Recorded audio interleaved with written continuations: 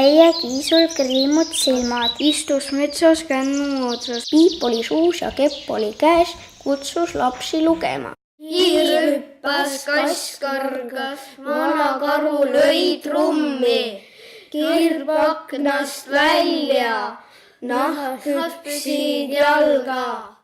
appi, appi, kass läks kappi, perenaise piimapütti.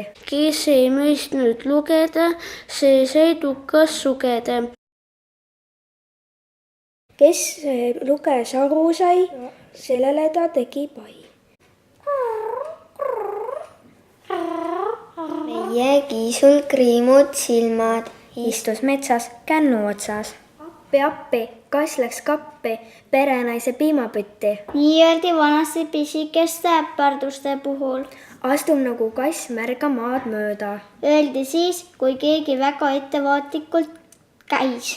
eest ära, hiiremees, las kassimees karata. seda ütlesid need, kes arvasid, nagu oleks nad teistest mingis suhtes paremad. ega sa kassi ole üksi sööd. Öeldakse inimesele, kes üksi sööb ja teisele ei paku. elab kui kuninga kass. Öeldi, kui kellelgi väga hea elu oli.